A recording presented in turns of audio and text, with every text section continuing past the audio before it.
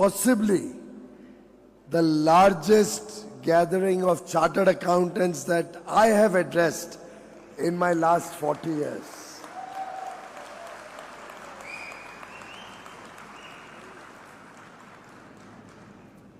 I had a very large number of chartered accountants assemble in Kandivli or Borivali during my elections sometime in April 2024. And I had thought that was the largest that I had seen so far. There are more chartered accountants in my constituency than anywhere else in the country, Noida included. But I never thought I will see twice that number of people. And a big shout out to all of you for the future of the profession.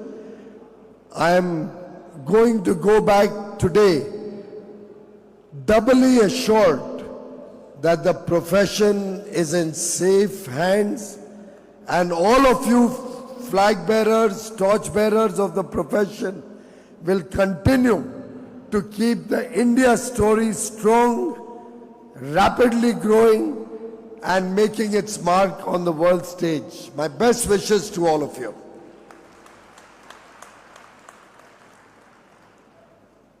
My good friend,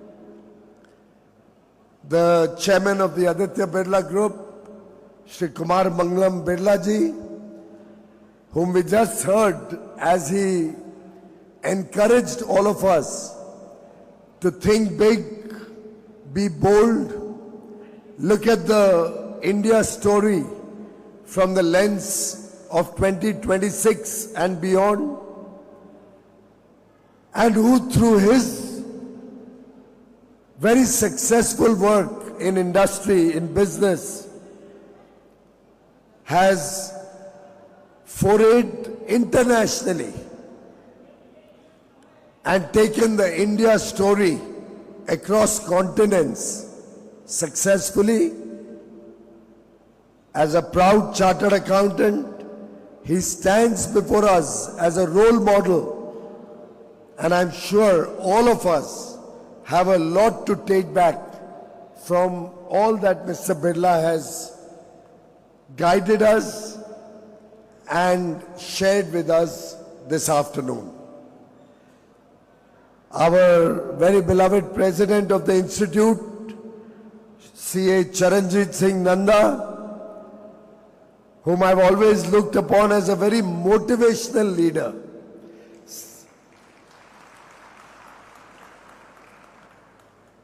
full of enthusiasm, deep commitment to the profession, and a positivity that is infectious.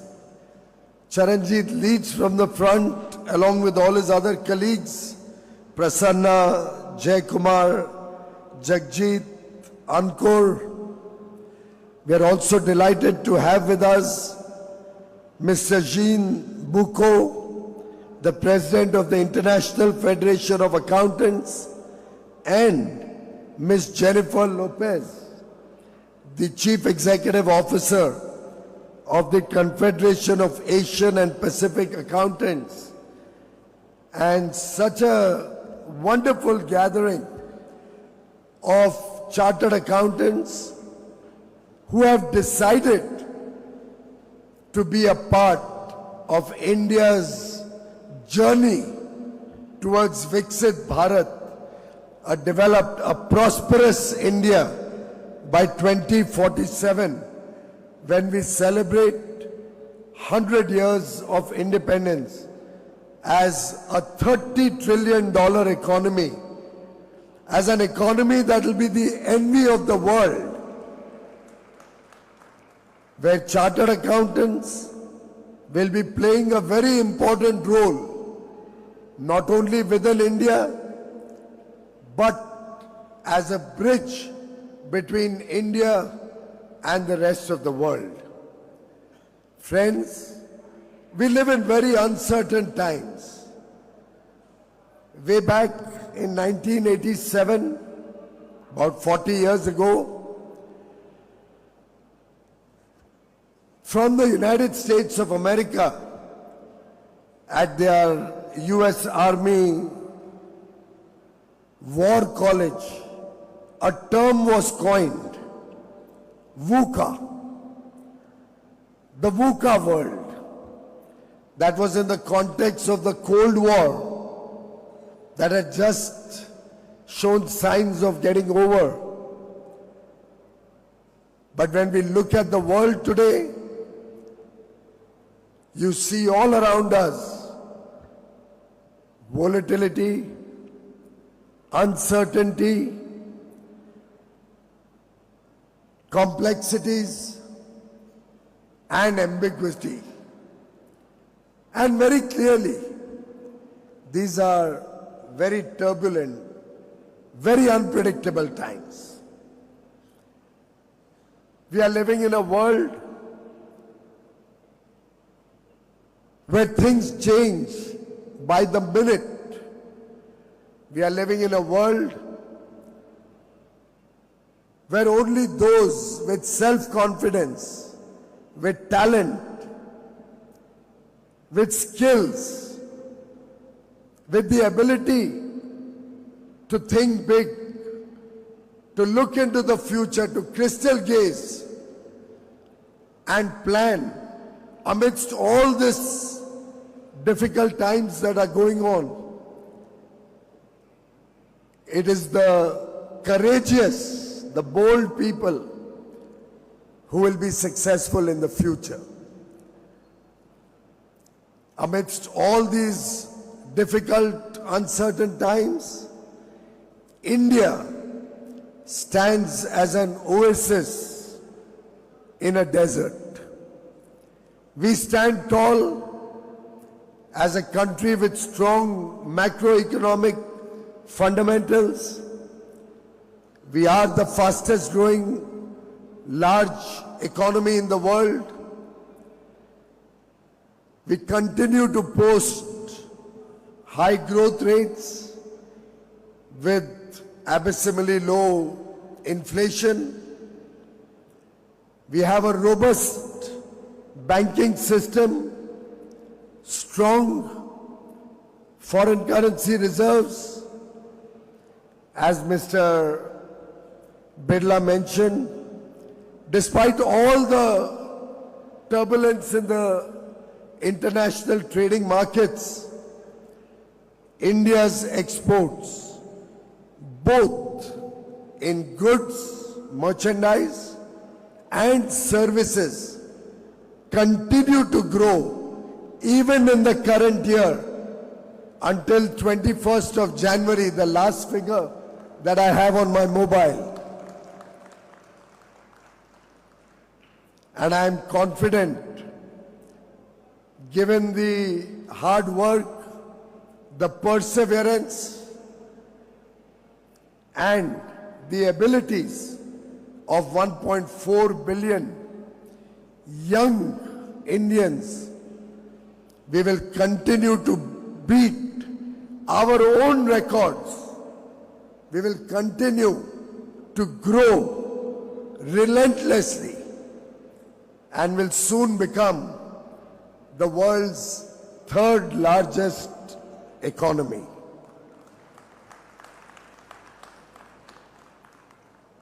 Incidentally, look at the changing mindset of the nation. I still remember, as if it was yesterday, when the former finance minister, Mr. P. Chidambaram, presented his last budget in 2014, an interim budget. And thank God it was his last budget, because he had already brought the economy down from 8% growth to 4% growth, and inflation up from 4% to double digit. In his last budget speech, he had made a prediction. At that point of time, India was the world's 11th largest economy. He had said and I quote, may not be exact quote, I'm not carrying the quote with me, but broadly, he had said that in the next 30 years, India will become the world's third largest economy. Friends, from 2014, you add 30 years, the Congress party had thought India will become the world's third largest economy by 2044. It took a decisive leader like Prime Minister Narendra Modi to change the thinking, to bring dynamism to the whole economy, to bring confidence to 1.4 billion Indians, that from the 11th largest economy in 2014, we are confident today that in the next 2 years, we will become the world's third largest economy. A good 16 years before it was projected in 2014. And that, ladies and gentlemen, is the change that you can see, you can witness in the remotest corner of India today. When you carry an Indian passport and go overseas, do you feel a change in the respect that your Indian passport gets you today than what you got 12 years ago? Can you feel that change, friends?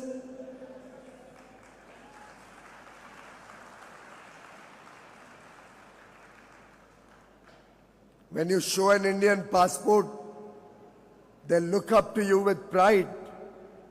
They look up to every Indian with respect, because they know the future is ours.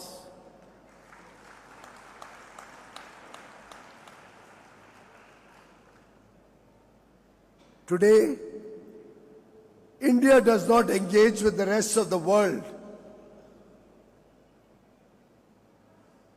as a country only looking to protect, as a country which is apologetic about its performance, as a country which is scared of the developed world. Earlier, in the period 2009, 10, 11, we saw India entering into some free trade agreements. We saw India entering into free trade agreements which till today, 15 years later, haven't helped us greatly expand our exports to those countries despite the free trade agreement. They were imbalanced against India's interests. They were not bold enough to offer opportunities to our Indian businesses to grow our international engagements. They were not comprehensive enough to provide our chartered accountants enough opportunities to go and serve across continents. They were often done with countries who are our competitors and who ultimately landed up exporting more to India, whereas India didn't get enough markets despite having free trade agreements. Prime Minister Narendra Modi has completely changed the way India engages with the world. He has changed the thinking. He has changed our ability to engage with the developed countries with self-confidence, with the courage of conviction that what we have to offer is a lot, and we should get correspondingly a very good deal from the other side. We are today focused on fair, equitable, balanced trade agreements. Obviously, every trade agreement will have to have a win-win for both sides. ताली दो हाथ से बजती है, और जब तक दोनों को लाभ नहीं हो तब तक कोई भी समझौता सफल नहीं हो सकता। परंतु समझौता ऐसा होना चाहिए जिसमें हमारे लाभ की, हमारे फायदे की जो चीजें हैं उसमें हमें पर्याप्त मौका मिले, पर्याप्त ताकत मिले। और मैं आपको विश्वास दिला सकता हूं भाई और बहनों, हमने 8 फ्री ट्रेड एग्रीमेंट गत 4 वर्षों में किए हैं। ये 8 एग्रीमेंट सभी के सभी विकसित देशों के साथ हुए। ये 8 एग्रीमेंट ऐसे देशों के साथ हुए जो समृद्ध हैं, जिनकी पर कैपिटा जीडीपी हमसे काफी बड़ी है, जिसमें लेबर कॉस्ट ज्यादा है, जिसमें लेबर की साधारणता शॉर्टेजेस है, जहां पे हमें नए अवसर मिलेंगे, विशेषकर उन क्षेत्रों में जहां पर हमारी ताकत है। और ये 8 समझौते 37 विकसित देशों को कवर करते हैं। These 8 free trade agreements cover all of Europe, the 27 nation European Union bloc, the 4 nation EFTA bloc, Switzerland, Liechtenstein, Norway and Iceland, and United Kingdom. So 32 major European economies all are a part of these 8 FTAs. Apart from that, we have Australia, New Zealand, United Arab Emirates, and Oman. All of these countries need talent, need skills, need youthful people for their economies to even survive, let alone grow. We are engaged in active dialogue with many other developed nations with different benefits to the nation. We'll soon close an FTA with Chile. It'll open up critical minerals for India. When we did an FTA with Switzerland, Norway, and the 4-nation bloc of EFTA countries, we got them to commit $100 billion investment in India as FDI. Stock market में नहीं डाल सकते कि आज डाल दिया कल निकाल दिया. Long term sustainable funding for infrastructure, for innovation, for precision manufacturing, creating jobs for Indians. And friends, $100 billion, which is about 9 lakh crores, will see nearly 50 lakh crore rupees investment with Indian participation, with debt, with the ecosystem getting a benefit. And while they are expected to create 1 million direct jobs, they will create 50 lakh jobs in the aggregate. And this is only one FTA. New Zealand has given a similar $20 billion commitment. And by the way, look at the contrast. New Zealand has in the last 25 years invested only $70 million. That's all, $70 million. In today's context, that is about 600 and 30 crore rupees. In 25 years, they have only invested $70 million. The next 15 years, they are committed to invest $20 billion. $20,000 million. And if they do not invest, I can claw back. I can withdraw. I, as in India, can withdraw the concessions that we have given to EFTA or to New Zealand. And why did they make this commitment? Because they recognize that India is a growing market.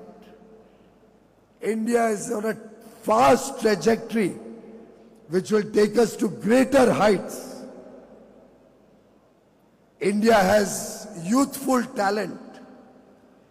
India has unparalleled skills. Our young men and women are not only educated, they are aspirational. They are willing to work hard. They can be trusted to deliver. And in today's world, talent, hard work, integrity,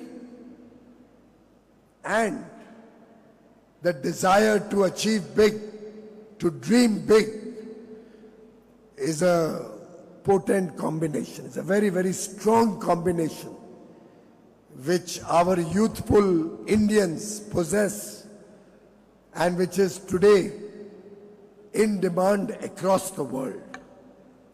After all, it is for no small reason that Her Excellency, the President of the European Union Commission, called the India-EU FTA the mother of all deals.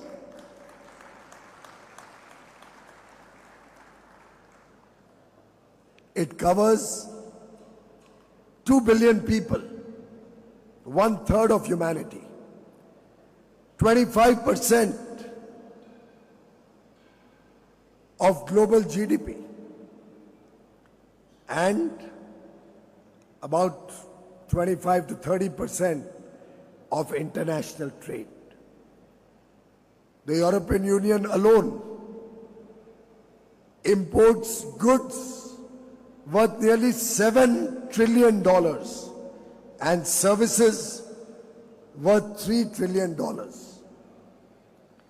That's a $10 trillion market waiting for all of us. Ours to grab, ours to seize the moment. Our current exports, barely a fraction of that. Potential, unlimited. Are we willing to grab those opportunities? That is in our hands. Ladies and gentlemen, we have opportunities for professionals, independent professionals. We have opportunities at global capability centers, which will attract in a large measure. We already have about 2,000 of them in India, many more yet to come.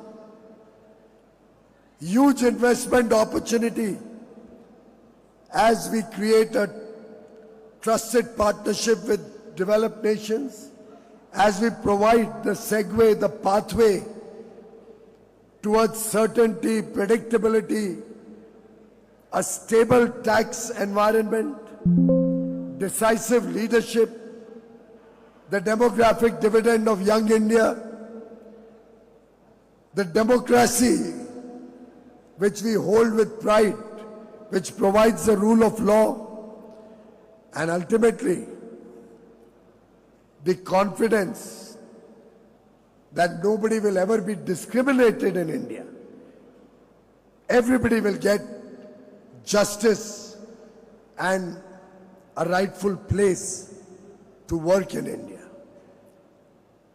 It is in this context chartered accountants have a major role to play. I can see before my eyes as the country grows, as investment grows, as businesses expand. It is all of us assembled in this room and beyond, the 5.25 lakh chartered accountants or the 4.25 lakh active chartered accountants across the 184 chapters all over India or the 47 countries that we operate in, and many more to come, I hope, who will ultimately play an important role, who will showcase the India story to the world, who will present the benefits of India and the Indian market to stakeholders, who will sign and certify accounts. The true and fair value that you certify is what brings investment, it's what brings capital, is what attracts businesses to come to India. And I have no doubt in my mind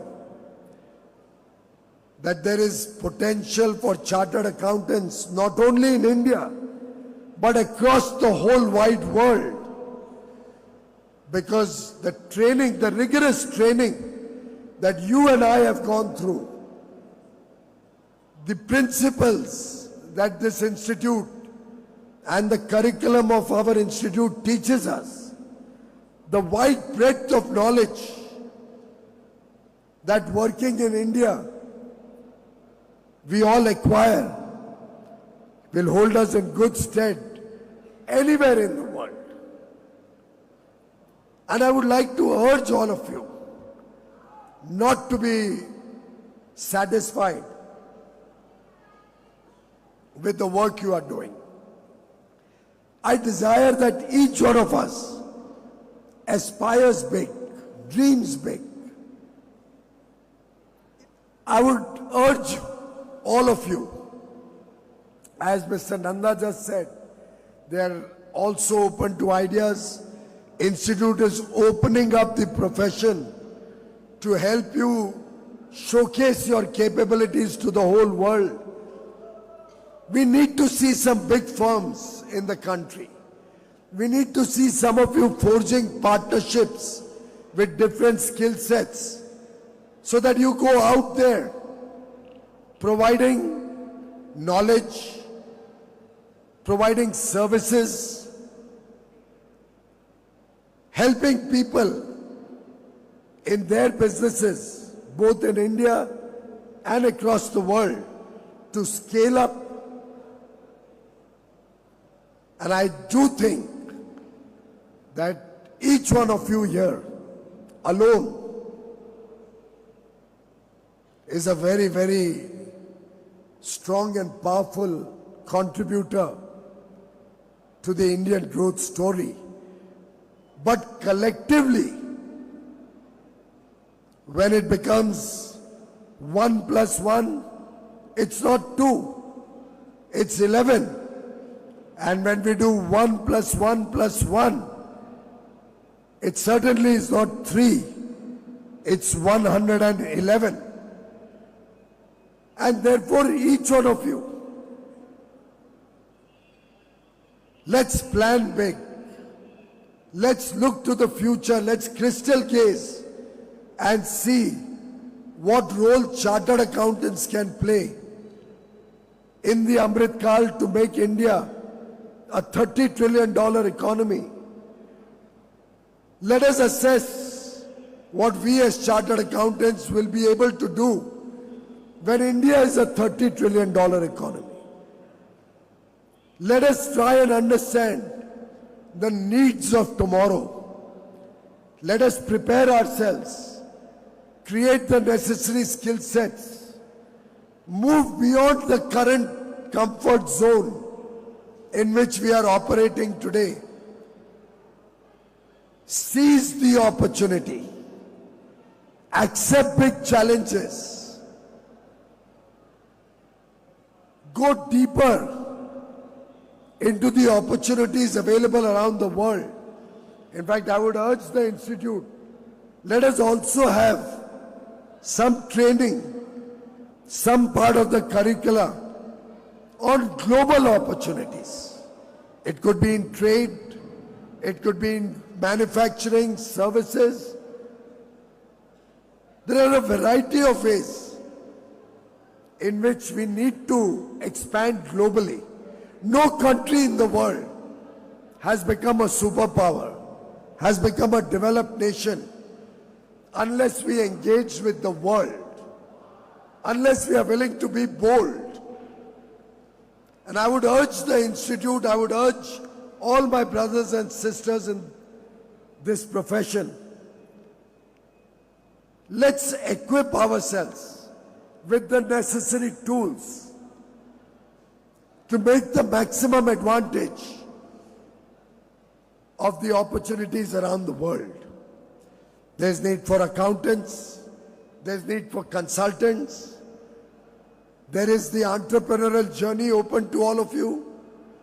It is not only the world of finance, but the intersection of finance and technology, which will rule the roost in the future. Let us forge partnerships.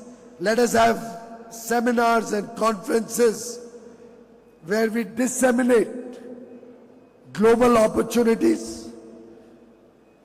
Let us encourage young students, and we have 12 lakh students, to already start working to understand international law, international global best practices. Friends, let's not think short term, let's not think small. If each one of us, and we are 10,000 of us assembled here today, if each one of us goes back from this conference committed to playing a much larger role in the years to come in the India growth story, in our own contribution to the world, I can assure you, as the Honorable Prime Minister had said, this profession has the capacity to protect and sustain the entire economy.